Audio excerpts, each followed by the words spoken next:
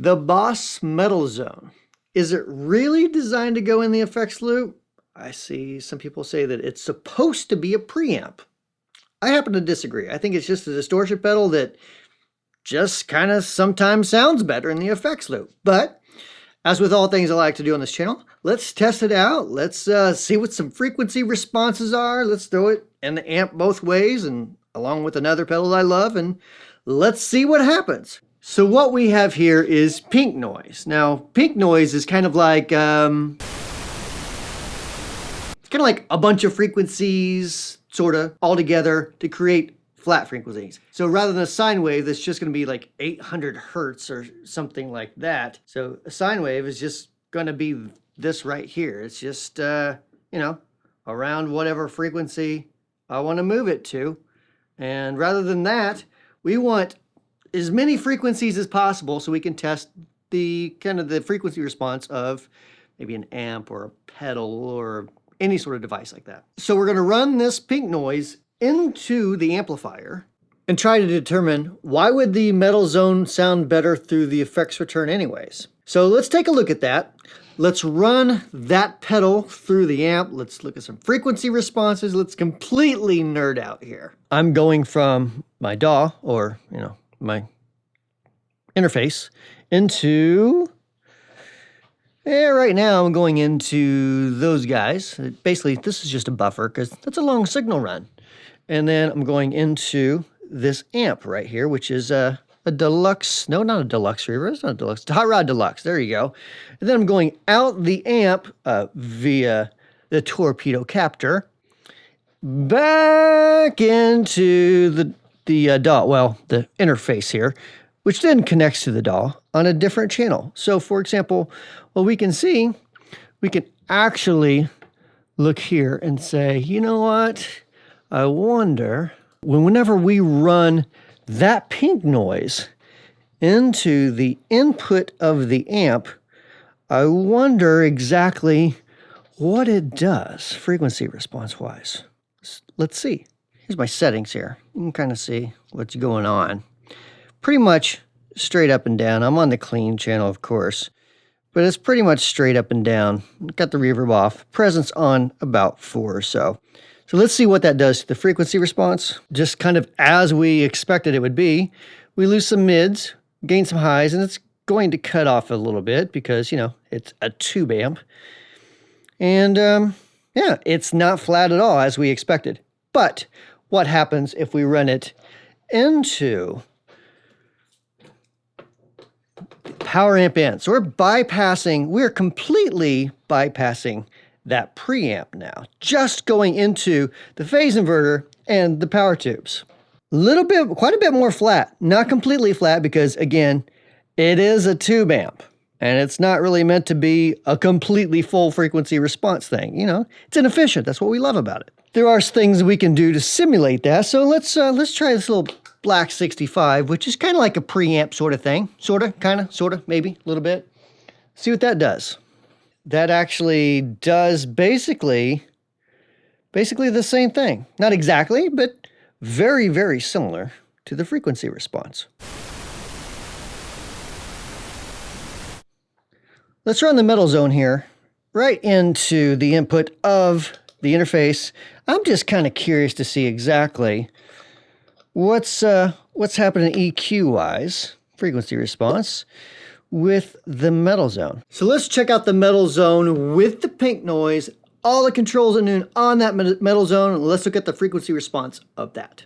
So as you can see, quite a bit of a mid hump there, right around, 1K, which we would expect from, simply looking at the schematic and doing the spice analysis on it. So let's move some knobs a little bit and see what happens. Let's move the highs. Lower the highs. Now let's put that back in the middle. Check out the bass, drop it. Drop that bass. Let's raise that bass. All right, let's put that back in noon again. Now, the mids, let's crank up the actual frequency, or the actual volume of the frequency.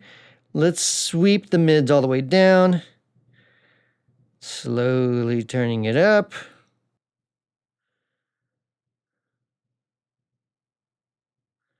Now it's all the way up. Let's do the opposite. Let's turn those mids all the way down. Turning the frequency down now.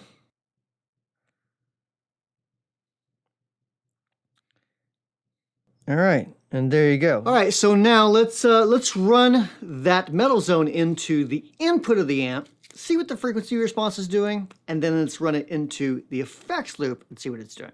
So right now we're looking at the metal zone into the input of the amp, coming, through the output tubes and the transformer and all that stuff into the speaker, then into the DAW, which is now checking out the frequency response of it. To really to compare that, let's put that in the effects loop. And now, of course, we are running the metal zone into the effects loop return, effectively. They call it power amp in on this amp. Same thing, effects loop return.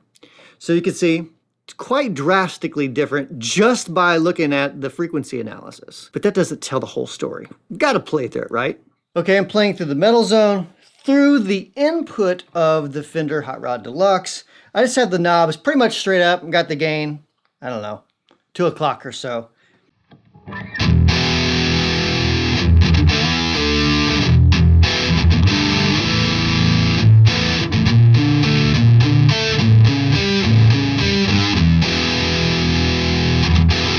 Let's put it through the effects loop return and kind of see what it sounds like with these same settings. And I'll adjust the treble a little bit.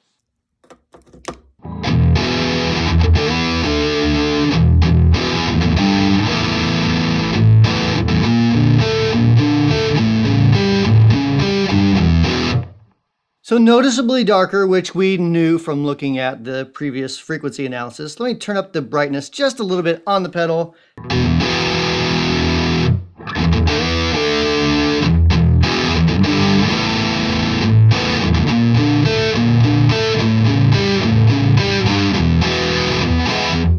So yes, I would agree. It probably does sound a little bit better through the effects return. It is different, but it's not a crazy difference. So let's try something else just for comparison. I have one of my favorite distortions, which is Friedman BEOD. Let's throw that in there. We'll put it through the input, then we'll put it through the effects return just to compare it. Now keep in mind, I'm not comparing the BEOD to the metal zone, not by any stretch of the means, but what I'm really wanting to compare is how different is a pedal like the BEOD, which I love. How different is it going to sound in the effects return versus the input? So let's try it. First, I'm going back into the input right now.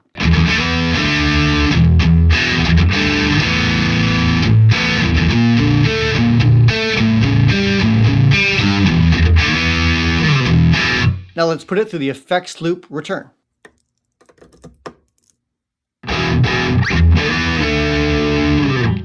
It's a little dark, so let's turn up some presence here.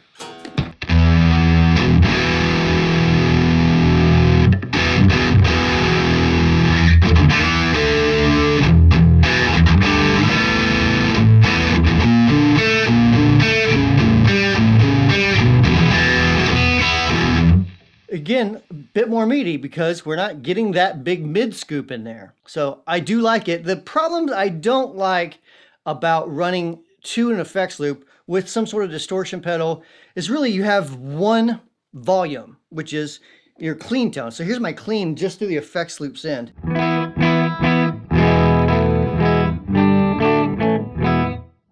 I can't go up in volume. I can't go down in volume. I guess I could go down with my guitar. But I don't really have the ability to control anything. I could throw an EQ pedal with it, I guess, and probably adjust that and get a little bit more volume to it.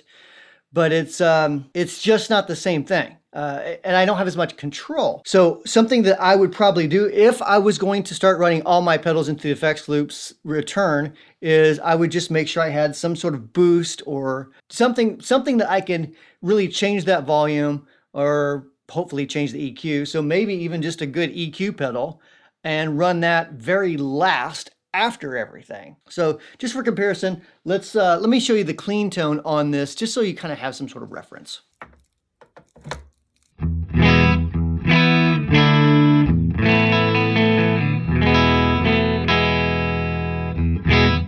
So just a run-of-the-mill clean tone. Nothing super fancy, just the amp's not turned up very loud, so it's really not compressing or clipping or anything like that. So anyways, that's my thoughts. So if you like these kind of nerdy videos and you like this kind of circuitry nerdy stuff, make sure you check out one of my other sites that's kind of a hobby of mine. It's more DIY based. It's modyourownpedal.com.